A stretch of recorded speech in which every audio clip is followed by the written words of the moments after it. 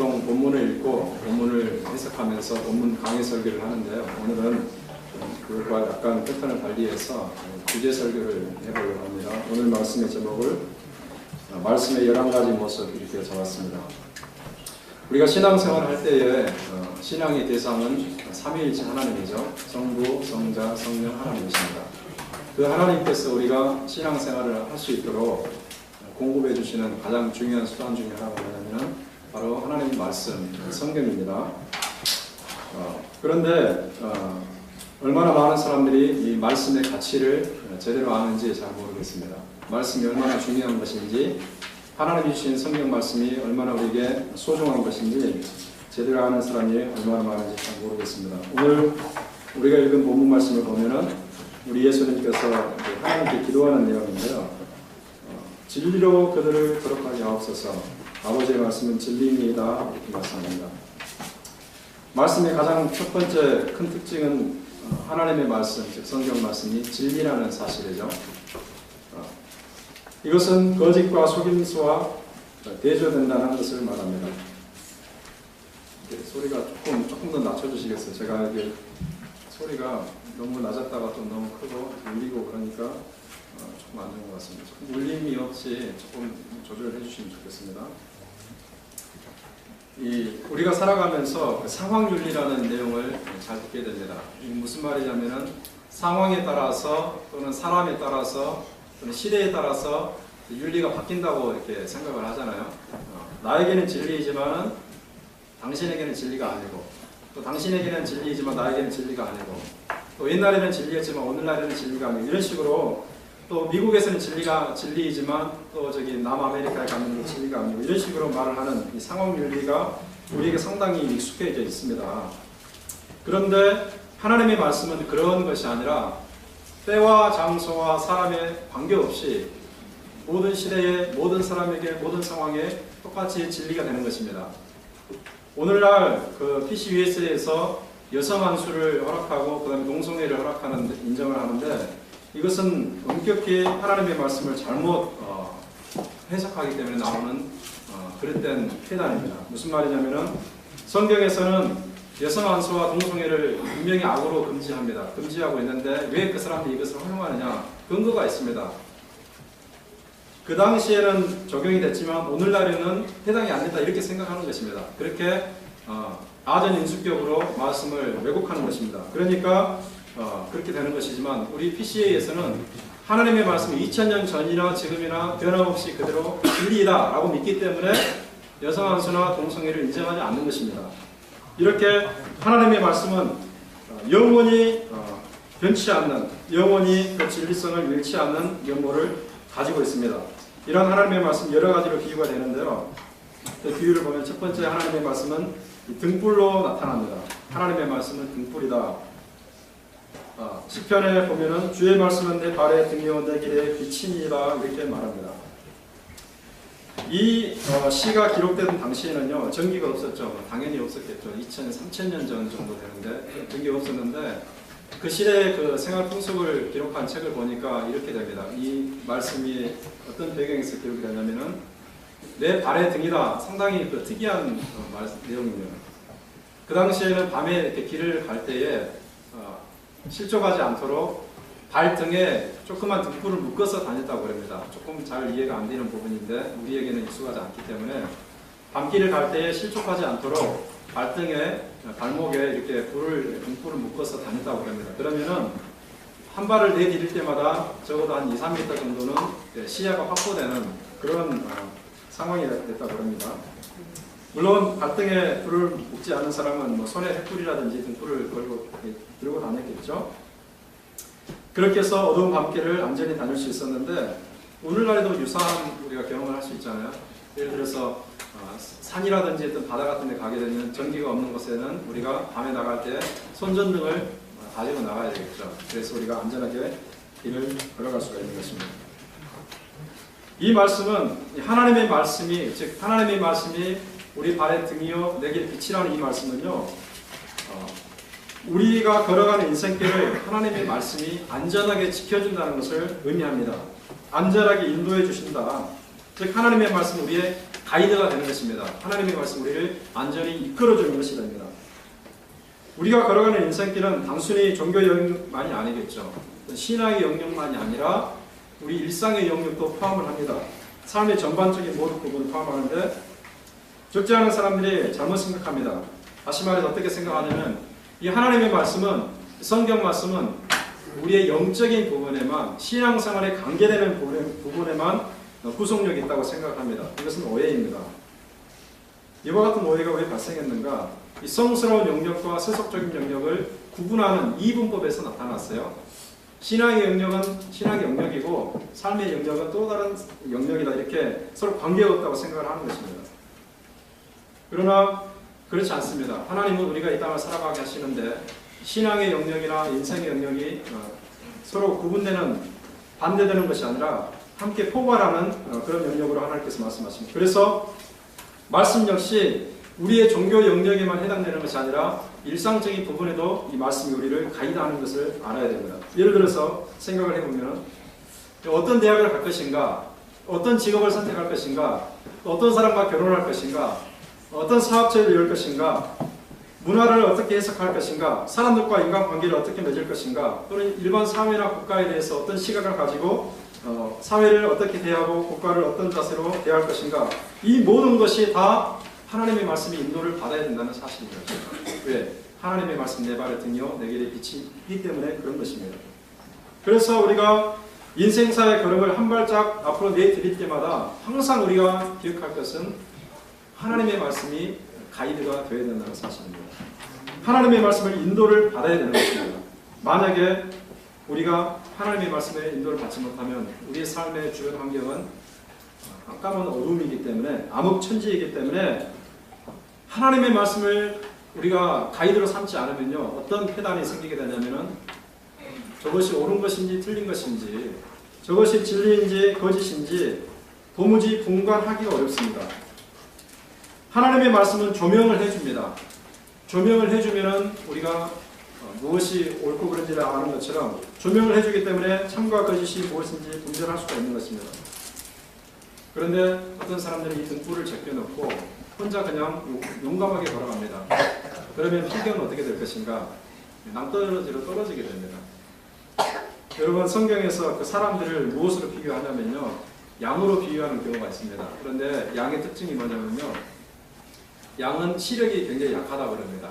그래서 당장 앞에 있는 것만 볼 수 있지 멀리 있는 것을 보지 못한다고 그래요. 그래서 만약에 목자가 양을 인도하지 않으면 그냥 앞만 보고 가다가 골짜기로 빠지기도 하고 강으로 빠지기도 하고 낭떠러지기도 빠지기도 한다고 그래요. 그래서 사람이 사실 그런 것입니다. 자기가 똑똑하다고 생각하고 자기가 세상 경험이 많다고 생각하고 자기가 그래도 이 세상의 모든 것을 판단할 수 있다고 생각하겠지만 하나님의 말씀 그래서 제껴놓겠지만 그렇게 살아가는 인생은 참으로 위험하다, 이렇게 말씀합니다. 우리가 하나님의 말씀을 우리의 가이드로 삼아서 인도자로 삼아서 살아갈 수 있기를 주님의 이름으로 축원합니다. 네, 또 하나님의 말씀이 무엇으로 비유가 되냐면요 씨앗으로 비유가 됩니다. 씨앗. 예수님께서 비유의 말씀을 많이 하셨습니다. 비유라는 것은 뭐냐면 어떤 중대한 진리를 알기 쉽게 이해하도록 일상적인 이야기를 통해서 말했다는 것을 말합니다. 그런데 이 비유 가운데 무슨 비유가 있냐면요 씨 뿌리는 자의 비유가 있거든요. 네 가지 땅이 있고 그 네 가지 땅이 씨를 뿌리는 것을 주님이 말씀하시는데 그 이야기를 하여 주신 다음에 마지막에 해석하기를 이 씨는 무엇인가? 곧 하나님의 말씀이다 라고 분명히 해석을 해주십니다. 씨앗은 어떻습니까? 굉장히 크기가 작고 딱딱하죠. 저도 올 봄에 씨앗을 땅에 이렇게 많이 뿌린 적이 있는데 어떤 씨는 돌같이 딱딱한 씨도 있고요. 그렇습니다. 도대체 여기에서 생명이 나겠는가 라고 의심이 되는 그런 씨앗도 있습니다. 그런데 놀라운 것은 그 씨앗을 땅에 뿌리게 되면, 그리고 물을 주고 햇빛이 비치게 되면 씨앗이 자라나는 것을 우리가 경험하게 됩니다. 작은 알갱이 씨앗을 봄에 뿌리면 여름에 야채를 먹고 또 가을에 과일을 먹을 수가 있습니다. 왜 그렇습니까? 씨앗은 무엇을 가지고 있기 때문에 그런 것인가요? 그 씨앗 안에 생명이 있기 때문에 그런 겁니다. 생명이 응축되어 있습니다. 하나님의 말씀이 씨앗이라는 것은 이 말씀에 생명이 있다는 것을 의미하겠죠. 하나님이 창조하신 이 세상에는 중요한 원리가 하나 있습니다. 무엇인가? 생명은 오직 생명을 통해서만 나타난다는 것입니다. 네. 생명 없는 곳에서 나타나는 것은 없습니다. 우리가 하나님의 자녀가 되어 천국에 가기 위해서는 두 번째 생명을 받아야 됩니다. 우리가 어머니 뱃속으로부터 나올 때는 첫 번째 생명을 받은 것이고, 그러나 그것으로는 우리가 천국 갈 수가 없다고 말씀하시죠. 두 번째 생명을 받아야 되는데 이것이 거듭남이다, 중생이다 이렇게 말합니다. 육체적인 출생 이후에 거듭남을 받아야만이 구원받을 수 있고 이것이 천국에 가는 길이 되는데, 이 거듭남이 무엇을 통해서 이루어지는가? 베드로전서 1장 23절에 보면은 하나님의 말씀이라고 되어 있습니다. 우리 같이 한번 읽어볼까요? 시작. 너희가 거듭난 것이 썩어서 치워진 것이 아니요 썩지 아니할 치워진 것이니 살아있고 항상 있는 하나님의 말씀으로 된 것입니다. 여기서 하나님의 말씀은 씨앗으로 비유가 되고 있죠. 썩어질 씨가 아닌 썩지 아니할 씨, 즉 항상 있고 살아있는 하나님의 말씀이다 이렇게 되어 있습니다. 거듭나기를 원한다면 필연적으로 하나님의 말씀을 드려야 됩니다. 하나님의 말씀이 우리 마음속에 들어와야 됩니다. 그냥 말씀을 귓전으로 듣는 것만으로는 부족해요. 이렇게 선포되는 말씀을 듣고 그냥 흘리는 것, 또는 어떤 성경 구절이 있는데 그것을 보고 그냥 보고 잊어버리는 것, 그것은 부족하고, 이 말씀이 우리 마음속 깊은 곳에 심겨져야 됩니다. 말씀이 땅속 깊은 곳에 심겨지는 것처럼 말씀이 우리 마음 가운데 심겨져야 됩니다. 그냥 들었으나 귓전으로 지나가는 말씀은 어떤 말씀같이 되냐면요, 예수님의 씨 뿌린 자 비유 중에서 두 번째 땅이 있는데요, 그것은 바닥은 돌이고 그 위에 흙이 얇게 덮여있는 땅이 있습니다. 바닥은 돌이고 그 위에 흙이 얇게 덮여있는데 거기에 씨를 뿌리면은 싹이 나는 것 같지만은 뿌리가 내리지 못하기 때문에 타져 말라져 죽어버리고 만다고 이렇게 되어 있습니다. 우리가 하나님의 말씀을 그냥 귓전으로만 듣게 되면은 그것이 싹을 내리지 못합니다. 뿌리를 내리지 못하고 자라나지 못하게 되는 것입니다. 구원으로 인도하지 못하고 죽어버리게 되겠죠. 비록 하나님의 말씀이 생명이 있어도 그렇습니다. 우리가 그것을 귓전으로만 듣게 된다면. 여러분은 어떻습니까? 성경을 통해서 하나님의 말씀을 보거나 또는 설교자를 통해서 하나님의 말씀을 듣거나 또는 CD나 또는 웹사이트를 통해서 하나님의 말씀을 듣거나 할 때에 그 말씀을 마음속 깊은 곳에 받아들이는가? 여러분이 한번 곰곰이 점검할 필요가 있으신 것 같습니다. 마음속 깊은 곳으로 받아들이는 사람인가? 그렇지 않은가? 어떤 사람들은요, 편견이 있습니다. 또는 자아중심적인 사고를 똘똘 뭉쳐 있습니다. 그래서 하나님의 말씀 받아들이기가 쉽지 않습니다. 그것이 옳은 것 같은데, 그것이 진리인 것 같은데, 거기에 뭔가 있는 것 같은데 선뜻 그것을 내 말씀으로 받아들이면 쉽지 않다는 거죠. 그런 사람에게는 구원이 임하지 않습니다. 제가 얼마 전에도 하나님의 복음을 나눈 적이 있는데 그분이 그렇습니다. 하나님의 복음은 값없이 주어지는 것이기 때문에 받고는 싶으나 예수 그리스도를 주님이요 구주로 받아들이기는 어렵다는 거예요. 조금 놀랍죠? 하나님의 구원의 복음이 값없이 주어지는 것이기 때문에 내가 값을 지불할 필요가 없기 때문에 그것을 받아들이고 싶지만 예수님을 마음속에 영접해야 된다는 그런 부담감 때문에 받기 싫다는 그런 얘기를 한 적이 있습니다.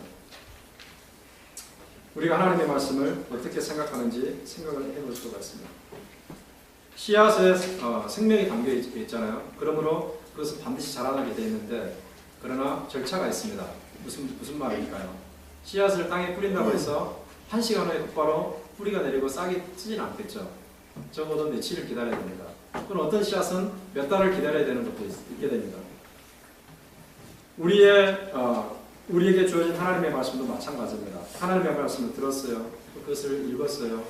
이것이 자라나기까지 시간이 필요하다는 것을 알아야 됩니다. 즉각적으로 열매가 나타나기를 바라겠지만 하나님의 원리는 그것이 아니라는 거죠. 시간이 흐름에 따라서 그 말씀이 우리 마음 속에서 숙성이 되고 또 그 말씀이 우리 안에서 우리를 변화시킴으로 말미암아 시간이 지나면서 즉 순종이라는 것과 또는 기도라는 여러 가지 과정을 통해서 이 말씀이 풍성한 열매로 나타나게 되어 있습니다. 이 말씀을 생각하시고 하나님의 말씀 마음속 깊은 곳으로 받아들이고 그 말씀이 자라나도록 기도함과 순종하는 삶을 통해서 말씀이 열매가 있기를 주님의 이름으로 축원합니다. 네.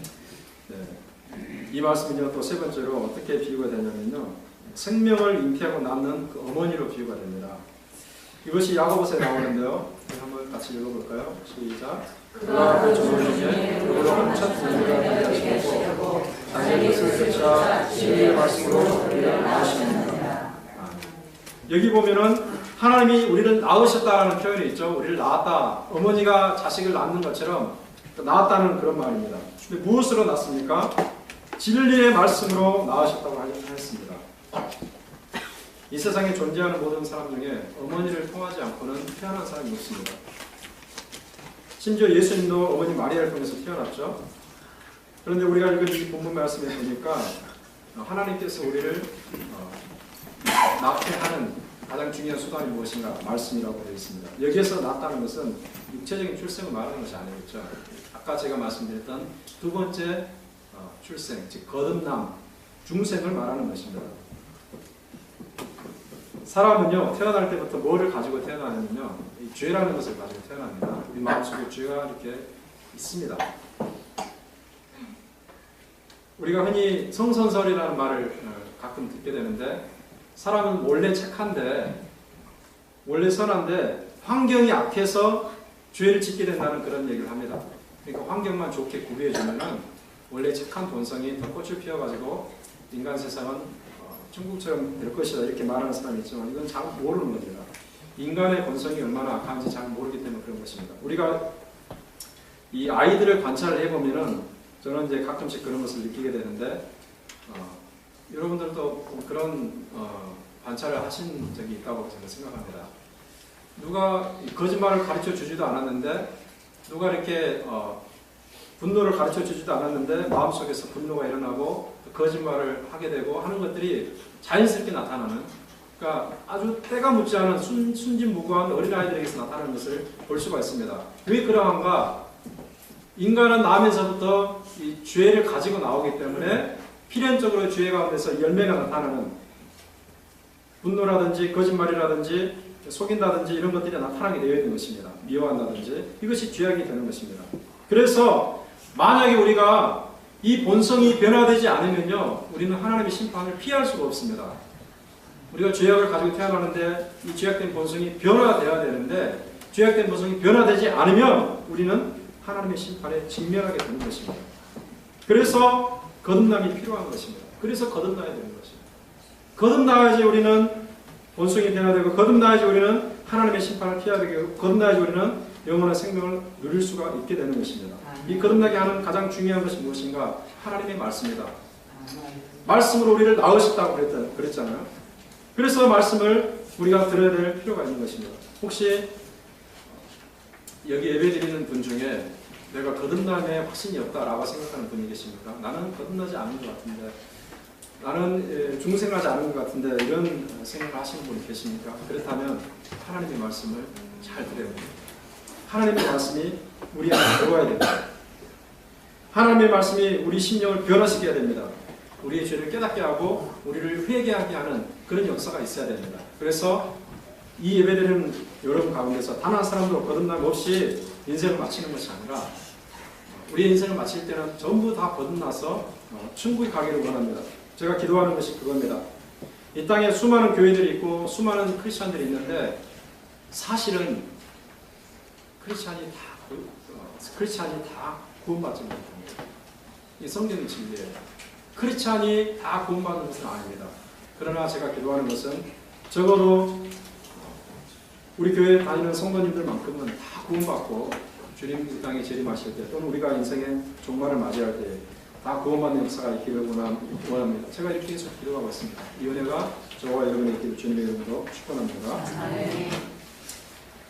네 번째로는요, 하나님의 말씀이 뭘로 비유되냐면 태어난 생명을 자라나게 하는 젖으로 비유됩니다. 태어난 생명을 자라나게 하는 젖으로 비유되는데, 하나님께서 우리에게 생명을 주는 것만으로 그치지 않습니다. 말씀을 통해서 우리를 거듭나게 하는 것만으로 그치지 않습니다. 생명을 태어나게 해놓고 그냥 내팽겨 쳐두지 않습니다. 자라나도록 양분을 공급하시는데, 막 태어난 아이가 자라기 위해서는 어머니 젖을 먹어야 되잖아요. 젖을 찾게 되어 있습니다. 그런 것처럼 우리가 거듭난 다음에 성장하기 위해서는 이 젖이 필요한데, 이것이 바로 하나님의 말씀인 것이 베드로 사도의 말씀을 통해서 나타납니다. 우리 같이 한번 읽어보겠습니다. 시작. 갓난 아이를 같이 순전하고 신령한 젖을 사모하라. 이름으로 말미암아 너희로 구원에게로 자라게 합니다. 여기서 순전한 신령한 젖이라는 것은 비유적인 표현입니다. 하나님의 말씀을 지칭합니다. 갓난 아이들이 젖을 사모하는 것처럼 너희가 영적인 구원을 받았다면 신령한 젖인 하나님의 말씀을 사모하라, 그런 말입니다. 이것이 결국 우리를 어디를 인도하는가? 구원에 이르도록 자라게 한다 그랬습니다. 여기서 구원이라는 것은 우리가 거듭나는 그 순간을 말하는 것이 아니라 천국에 들어가는 그 상태를 말합니다. 우리가 거듭난 다음에 곧바로 천국에 가지 않잖아요. 우리가 거듭난 다음에 이렇게 살아가잖아요. 인생을 살아갑니다. 살아간 다음에 우리가 죽은 다음에 또는 주님이 재림한 다음에 우리 천국 가게 되는데, 여기서 말하는 구원이라는 것은 그걸 말합니다. 거기에 이르도록 자라게 한다고 그랬습니다. 자라게 한다. 뭐가 자라게 하는 것입니까? 하나님의 말씀이 자라게 하는 것입니다. 하나님의 말씀이 자라게 하는 것입니다. 그래서 우리는 자라가는 삶을 통해서 우리 신앙이 성장하고 우리 인격이 성숙해가고 우리 삶이 변화되어 가는 것을 말합니다. 베드로 사도가 그의 성경 말미에서 뭐라고 말하냐면요, 오직 우리 주 곧 구주 예수 그리스도의 은혜와 그를 아는 지식에서 자라가라 라고 명령합니다. 베드로후서 맨 끝장 맨 끝절에 나와 있는 말씀입니다. 주님의 은혜와 그를 아는 지식에서 자라가는 것, 이것이 중대한 내용이 되는 것입니다. 우리에게 주시는 중대한 그런 마음이 되는 것입니다. 성장이 멈추면 위험하겠죠, 여러분. 어린아이가 한참 자라다가 어떤 척추에 문제가 생겨가지고 또는 신경에 문제가 생겨가지고 성장이 멈추게 되면은 다 컸어도 키가 작다든지, 정신적인 문제가 있게 되면 다 커도 어른 IQ가 아닌 어린아이 IQ를 갖고 있다든지, 그런 사람들이 가끔 있지 않습니까? 성장이 멈추면 위험합니다. 성장이 멈추지 않기 위해서 우리가 해야 될 일이 무엇인가? 끊임없이 페달을 밟아야 돼요. 제가 이건 비유적으로 하는 말인데요. 우리가 자전거를 탈 때에 자전거가 계속해서 나가기 위해서 필요한 것이 뭡니까?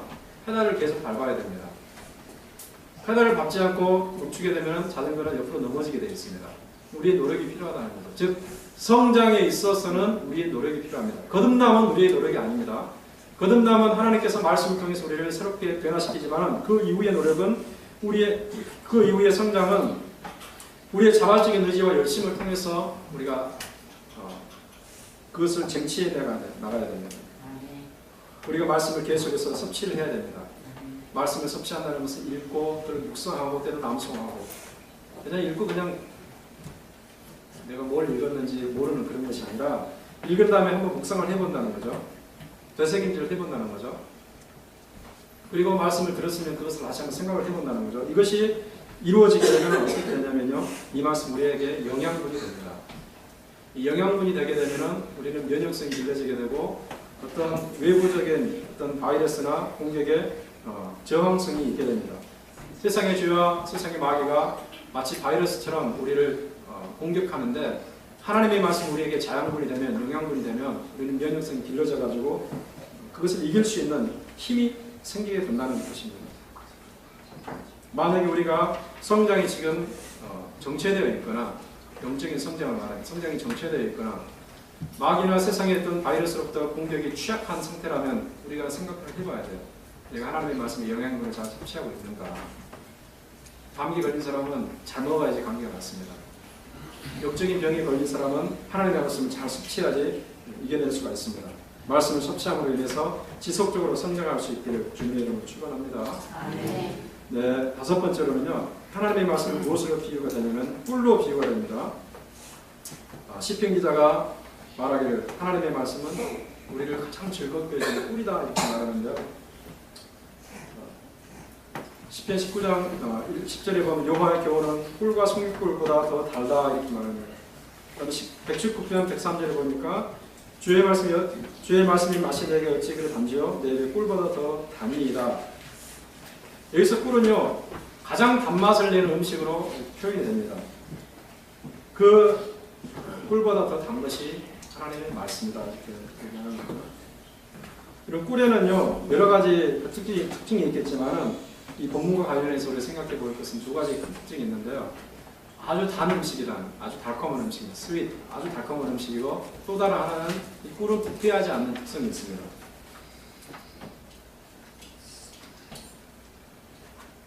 하나님의 말씀의 그 맛을 우리가 알아야 되겠죠. 꿀처럼 달달한 맛을 알아야 되는데 만약에 하나님의 말씀의 맛을 잘 모르는 사람은 그 하나님의 말씀이 어떻게 이용되겠습니까? 다시 말씀드리면 하나님의 말씀의 맛을 모르는 사람은 그 하나님의 말씀을 이용하긴 하는데 어떻게 이용하겠습니까? 이건 여담이긴 하지만요 사실 수면제로 이용될 수 있습니다. 그게 무슨 말인지 이해되시겠습니까? 이런 경험 있는 분들도 계실 것인데 하나님의 말씀의 맛을 모르는 분들은 저녁에 잠이 안 오면은 좀 성경 좀 읽어야 되겠다. 자야 되니까. 그래서 한두 구절 읽다 보면은 잠이 서르르 오면서 잠이 들죠. 자, 하나님의 말씀의 맛을 모르는 분들은 이 말씀을 수면제로 이렇게 이용하게 되는 잠을 잘 오게 만들면서 이용하게 되는 그런 일이 있습니다. 하나님의 말씀은 그런 것이 아니고요. 우리의 영혼을 기쁘게 만듭니다. 우리의 삶에 활력소가 생기게 만듭니다. 정말 따라서 아무리 여러 번 읽어도 물리지 않는 것이 하나님의 말씀입니다. 보통 책들은 한 번 읽으면 이렇게 더 이상 읽고 싶은 마음이 안 들잖아요. 물론 정말 명작은 두 번, 세 번 읽을 수도 있겠지만은 하나님의 말씀은 그 창을 넘었습니다. 읽어도 말씀이 새롭게 다가오고 읽어도 옛날에 알았던 말씀 같은데 또 읽으면 또 그게 새롭게 은혜가 되고 새로운 어떤 영감이 떠오르게 되고 그렇지 않습니까 여러분? 왜 그런가? 하나님의 말씀이 꿀이기 때문에 꿀과 같이 달기 때문에 그런 것입니다. 꿀이 부패하지 않는 음식인 것처럼 하나님의 말씀도 절대 부패하지 않는데요. 부패하지 않고 영원히 지속되는 것이 하나님의 말씀인데 시편 이사야 40장 말씀 우리가 같이 읽어보겠습니다. 시작. 꿀을 바르고 꽃은 시들아 우리 하나님의 말씀은 영원히 서리라. 이사야가 하나님의 말씀을 무엇과 비교를 하는가? 풀과 꽃으로 비유합니다. 풀과 꽃. 여러분 들판에 피어있는 그 꽃이 얼마나 아름답습니까? 그런데 이 꽃도 영원하지 않습니다. 시들고 만나는 거죠. 그러나 하나님의 말씀은 결코 시들지 않는다. 이 세상에 존재하는 모든 것은 사실 종말을 보게 되어 있습니다. 이 세상에 존재하는 모든 것은 종말을 보게 되어 있습니다. 인간이 만든 기계 문명도 그렇고 인간이 만든 이론도 그렇고 우리의 생명도 마찬가지입니다. 그러나 하나님의 말씀만큼은 영원히 무너지지 않고 종말을 구하지 않습니다. 이 세상의 모든 것이 무너져도 세세토록 살아있을 것은 무엇인가? 하나님의 말씀입니다. 그래서 우리가 하나님의 말씀을 믿을 수가 있는 것입니다. 잠깐 있다 없어지는 것을 믿을 것이 아니라 영원히 변치 않는 영원히 존재하는 하나님의 말씀에 여러분의 인생을 걸고 그 말씀을 신뢰하면서 살아가기를 주님의 이름으로 축원합니다. 네, 여섯 번째로는요. 하나님의 말씀을 뭘로 비유되는가? 쓴 약처럼 비유됩니다. 쓴 약. 이것은 꿀이라는 이미지와 더불어서 아주 중요한 내용입니다. 하나님의 말씀이 꿀보다 더 달지만 또 다른 면에서는 씁이 쓴 약과 같다. 동전의 양면과 같습니다. 여러분. 동전이 성립되려면 앞면과 뒷면이 같이 있어야 되잖아요.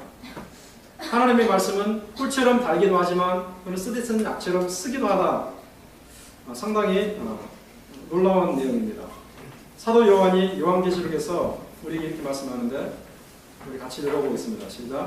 내가 천사의 손에서 작은 책을 갖다 읽어보니 너희에게는 꿀같이 달아 어느 내 배에서는 쓰게 되더라.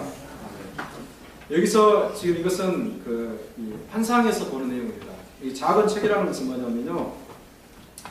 이 천사의 손에서 받아먹은 작은 책이라는 것은 성경 말씀을 말합니다. 하나님의 말씀. 하나님의 말씀을 먹었다는 거죠. 먹었는데 이것은 꿀처럼 달았지만 배 속에 들어가서는 쓴 약처럼 되었다. 이게 의미하는 바가 무엇일까? 하나님의 말씀은요, 우리의 영혼의 질병을 치료하는 이 한약과 같은, 쓰디쓴 약과 같다는 것을 말하는 것입니다. 보통 약이 쓸수록 약 효과가 뛰어나죠. 네. 약 효과가 뛰어난 약은 쓴 약이에요. 하나님의 말씀은 때로는 우리를 책망합니다. 때로는 우리의 잘못된 점을 바로 잡습니다. 사도 바울이 디모데에게 보낸 편지에서 이렇게 말씀하는데요. 우리 같이 읽어보겠습니다. 시작. 모든 성경은 하나님의 감동으로 된 것으로 교훈과 책망과 발견과 위로 교육하게 유익하니. 지금 사도 바울이 하는 말씀이 사도 요한이 경험한 것과 같은 것을 말하는 것입니다. 쓰다는 거죠. 하나님의 말씀은 때로 우리가 거짓에 빠져 있을 때에 우리의 잘못을 지적해주고 참된 삶이 무엇인지 교훈해 줍니다. 또 잘못을 행할 때 이 잘못을 지적하고 책망하고 바로잡아 줍니다. 우리 영성과 도덕성이 뒤틀리고 왜곡될 때에 이것을 바로 잡아줍니다. 우리가 엉뚱한 길로 갈 때에 바로 잡아줍니다. 우리를 하나님의 의로 교육해 줍니다. 이렇게 교육을 받을 때에, 지적을 받을 때, 책망을 받을 때에, 바르게 함을 받을 때에 우리는 어떤 느낌을 받냐면 아프다는 느낌을 받습니다. 우리 영혼이 아픕니다. 쓴 약을 먹을 때 쓰디 쓴 것처럼 하나님의 말씀이 쓰게 느껴지게 되어 있습니다. 그러나 그 쓴 약을 받아 먹으면 치유되는 것처럼 쓰게 느껴지는 하나님의 말씀을 내 것으로 받아들이게 되면 내 자신이 치유되고 변화되는 것을 발견할 수 있습니다. 건강해지는 겁니다.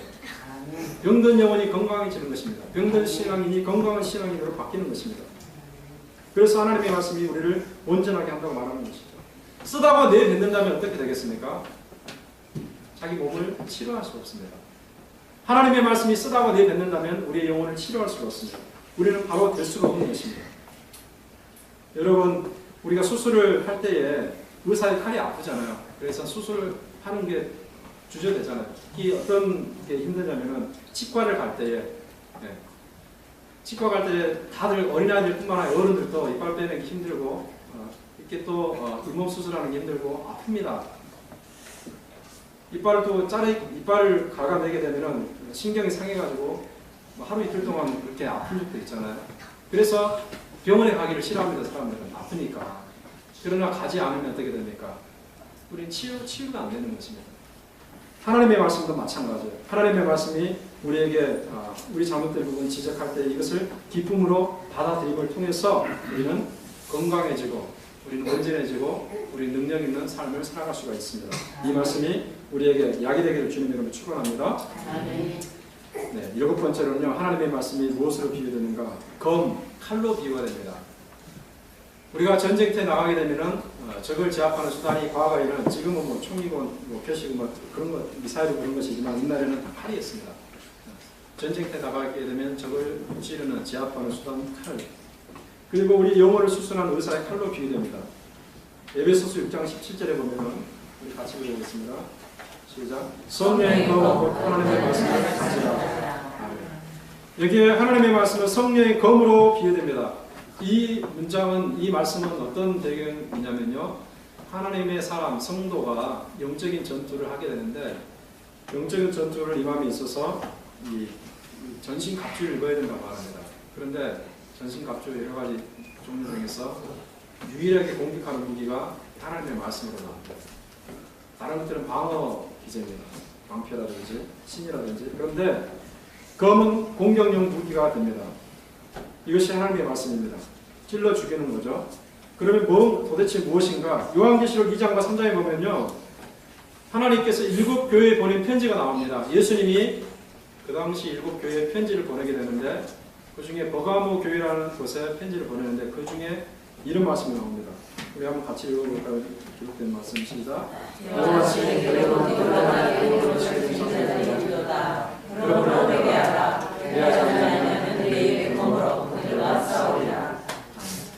여기서 니골라당의 교훈은 뭔가? 니골라당의 교훈은 이단을 말합니다. 이단의 가르침을 따르는 자들이 있다는 거죠.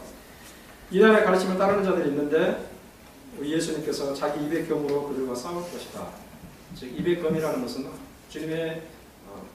주님에게 나오는 하나님의 말씀을 말합니다. 예수님의 말씀을 통해서 싸운다는 것입니다. 이단을 쳐서 물리치는 무기가 하나님의 말씀입니다. 예수님께서 공생애를 시작하기 전에 40일간 금식하신 거 여러분 아시죠? 금식하신 다음에 어떤 일이 있었습니까? 마귀에게 시험을 받게 되잖아요. 그런데 마귀에게 시험을 받을 때 예수님께서 마귀를 물리치신 무기가 뭐였냐면 성경 말씀이었습니다. 구약 성경 말씀을 인용하면서 예수님이 마귀를 물리쳤습니다. 그러니까 하나님의 말씀은 영적인 전투에 있어서 우리의 원수인 사탄 마귀를 제압하는 무기가 된다는 것입니다.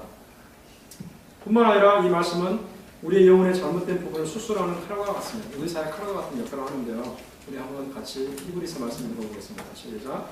하나님의 말씀은 사람에게 옮겨서 좌우의 말씀은 그것들을 넘보다 얘기하여 힘과 영과 및 간절과 골수를 찔러 쪼개기까지 하며 마음과 뜻을 감찰하며.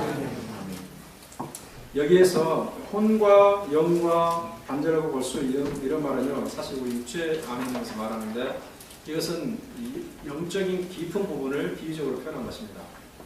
더 쉽게 말하면 우리 마음 깊은 곳, 우리가 의식하는 부분이 있고 또 무의식의 세계가 있잖아요. 그러니까 의식적인 영역뿐만 아니라 무의식의 영역까지를 다 포함하는 말입니다. 그것을 무엇이 쪼개는가? 좌우에 나선 검보다 예리한 하나님의 말씀이 쪼갠다고 그랬죠.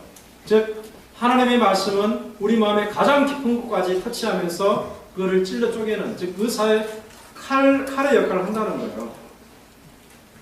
인간의 영혼의 치유약은 하나님의 말씀밖에 없습니다. 우리가 건강한 삶을 유지하기 위해서, 병든 부분을 치유받기 위해서 우리가 가까이 해야 될 것은 하나님의 말씀. 혼과 영과 간절과 골수를 찔러 쪼갠다고 말씀되는 이 하나님의 말씀입니다. 이 말씀을 통해서 여러분 잘못된 부분을 치유받고 건강한 삶을 살아갈 수 있기를 주님의 이름으로 축원합니다. 여덟 번째로 하나님의 말씀은 불로 비유됩니다. 불. 이 불이라는 것은 성경에서 심판을 상징합니다. 불 하면은 심판을 여러분 알아야 됩니다. 하나님의 말씀이 곧 심판을 한다는 것이죠. 예레미야를 통해서 말해주는데 우리 같이 읽어보겠습니다. 시작. 그들이 말하시며 옳지어다. 내가 그에게 있는 나의 말로 그들에게 하고 이 백성으로 나누어지게 하니 그 불이 그들을 사르리라. 하나님께서 예레미야 선지자 입에 있는 말이 무엇이 되게 한다고 합니까? 불이 되게 한다. 하나님이 예레미야 선지자 입에 하나님 말씀을 심어주고 그 말씀이 불이 되게 한다. 그리고 유다 백성은 무엇이 되게 합니까? 나무가 되게 한다. 그래서 이 불이 그들을 사르게 하신다라고 되어 있습니다. 이것은 무엇인가? 예레미야 활동하던 당시에 유다 백성은 하나님을 떠났어요. 하나님을 떠나고 우상을 숭배하고 온갖 악행을 다 범했습니다. 하나님께서 그들을 심판하신다는 말씀입니다. 무엇으로? 예레미야 선지자 입에 있는 말씀으로 심판한다는 거예요. 그것은 곧 그들의 심판의 기준이 하나님의 말씀 또는 율법이라는 것을 말하는 것입니다. 십계명의 율법을 비롯한 모든 하나님의 말씀이 그들을 심판하는 수단이 된다. 즉 하나님은 그들을 심판하시되 감정적으로 하는 것이 아니라는 거죠. 그냥 감정이 동요하니까 심판하고 그런 것이 아니라 하나님이 이미 그들에게 주신 말씀을 기준으로 해서 심판한다는 것을 말합니다. 마찬가지로 이 세상이 종말할 때 하나님께서 우리를 심판하십니다. 모든 사람을 심판하시는데 하나님은 감정에 치우쳐서 심판하시지 않습니다. 우리에게 주신 하나님의 말씀을 기준으로 심판하시게 되는 것입니다. 그래서 하나님의 심판을 공정하다 이렇게 말합니다. 하나님의 말씀은 공정한 심판이 되는 것입니다. 그때에 우리는 왜 하나님 나를 심판하십니까? 왜 나를 이렇게 가혹하게 심판하십니까? 저 사람은 약하게 심판하시는데 왜 나는 가혹하게 심판하십니까? 저 사람은 심판하지 않는데 왜 나를 심판하십니까? 라고 하나님께 항의할 수가 없습니다. 하나님이 감정적으로 어떤 기분에 따라서 그런 것이 아니라 우리에게 주신 하나님의 말씀을 기준으로 삼아서 그렇게 하는 것이 되는 것이죠. 자, 아홉 번째는요. 하나님의 말씀이 무엇으로 비유되는가? 방망이로 비유됩니다. 해머. 우리 함께 예레미야 선지자에 주신 말씀을 읽어보겠습니다. 시작. 내 말을 들었지 아니하냐 반석을 쳐서 부서뜨리는 방망이 같지 아니하냐. 여기서 반석이라는 것이 나옵니다. 이 반석은 무엇을 비유하는가? 고집을 꺾지 않는 인간의 완악한 마음을 비유합니다. 하나님 앞에서 고집을 꺾지 않는 완악한 마음. 하나님은 완강한 마음이라 할지라도 다 박살내는 능력의 말씀을 가지고 계십니다. 그런데 중요한 것은 하나님께서 회개하기를 원하는 사람에게만 그렇게 한다는 거죠. 즉 하나님께서 회개하기를 원치 않은 사람이라면 여러분 하나님의 말씀이 방망이 같아도 그를 부서뜨리지 않는다는 것을 말합니다. 오늘 아침에 저희들이 성경 공부할 때에 그 바로 왕의 그 완악함에 대해서 잠깐 생각을 했는데 바로 왕은 반석처럼 단단한 마음을 가지고 있습니다. 그런데 하나님은 그 바로 왕을 심판하기를 원하십니다. 그를 고칠 의도가 전혀 없으십니다. 그의 마음을 변화시킬 의도가 전혀 없습니다. 그러니까 하나님은 그가 반석같이 단단한 마음을 그대로 가지고 있도록 허용해 주십니다. 방망이를 쳐서 부서뜨리지 않습니다. 나중에 그의 인생을 파괴하죠. 그 심령을 부서뜨리지는 않습니다. 반면에 사도 바울의 경우를 한번 생각해 보세요. 사도 바울은 악하기로 치면은 바로 왕처럼 악했어요. 사실은 사도 바울도 거듭나기 전에 어떻게 살았습니까? 그가 예수 믿는 자들을 잡아다 죽였잖아요. 예수님의 교회를 무너뜨렸습니다. 예수님의 교회를 대적하고 예수 믿는 자를 잡아 죽이는 것은 하나님 앞에서 바로 왕처럼 악한 경우입니다. 그런데 하나님이 그를 회개하기를 원하십니다. 그가 변화되기를 원하십니다. 그러니까 하나님께서 말씀으로 그를 쳐서 부서뜨립니다. 그의 인생이 망가지는 것이 아니라 그의 심령이 부서지는 것입니다. 그의 완악한 마음이 파괴가 되는 것입니다. 하나님의 말씀 방망이를 통해서 깨지는 것입니다. 그래서 그가 새롭게 태어남으로 하나님을 위해서 일하는, 하나님을 위해 살아가는 사람이 되는 것입니다. 여러분도 혹시 여러분의 마음이 반석처럼 무겁고 단단하다면 하나님의 말씀을 통해서 부서지고 하나님을 위해 살아가는 사람을 변화되게 주님의 이름으로 축원합니다. 마지막으로 한 가지만 더 보고 마치겠습니다. 하나님의 말씀이 무엇으로 비유되는가? 거울로 비유됩니다. 거울. 우리가 어떤 존재인지를 정확하게 보여주는 것이 무엇인가? 하나님의 말씀입니다. 우리의 있는 모습 그대로를 보여주는 것이 곧 하나님의 말씀입니다. 사도 바울이 이것을 우리에게 보여주는데요. 같이 읽어보겠습니다. 저에게 나간 그런 일이 거울이 되고 또한 말씀에 가는 우리의 경계로 이 무슨 말이냐면요. 저희에게 당한 이런 일이 거울이 된다. 이것은 무슨 사건이 우리에게 거울이 된다. 그런 말이라기보다는 이 구약시대의 이스라엘 백성의 사건, 구약시대의 광야를 지나던 이스라엘 백성의 사건을 기록한 성경, 광야를 지나던 이스라엘의 경험을 기록한 성경이 우리에게 거울이 된다는 것입니다. 구약 성경을 읽으면서 이스라엘 백성들이 어떻게 살았고 어떻게 하나님께 반응했고 어떻게 하나님께 대우받는지를 보게 되면 그것이 곧 우리에게도 적용이 된다는 거죠. 구약의 이스라엘의 모습을 보면서 곧 지금 나의 모습을 보게 된다는 것을 말합니다. 구약의 이스라엘 모습을 보면 내 모습이 어떤지를 볼 수 있는 것입니다. 우리가 아침에 세수하고 나서 가장 먼저 보는 것이 뭡니까? 거울이죠. 세수하고 거울 안 본 사람 없습니다. 네. 거울을 매일 보는 사람하고, 이거는 가정인데요. 거울을 매일 보는 사람하고 한 달에 한 번 정도 보는 사람이 있다고 쳐봅시다. 어떤 사람이 얼굴이 더 깨끗하겠습니까? 매일 보는 사람이 더 깨끗하겠죠. 잡티가 있으면 제거하고 거울로 보니까. 하나님의 말씀은 거울이라는 것은요, 우리의 모습을 있는 그대로 보여준다는 것을 말합니다. 우리가 하나님의 말씀을 보게 되면 이 모습이 바로 내 모습이다. 하나님이 이것을 지적하시는 거예요. 깨닫게 되고 우리 잘못된 점을 바로 잡게 되었습니다. 여러분, 하나님의 말씀이 여러분들의 거울로 작용하기 위해서 또 우리의 삶을 계속해서 깨끗하고 의롭게 만들기 위해서 우리는 이 거울인 하나님의 말씀을 매일같이 보고 매일같이 생각할 필요가 있습니다.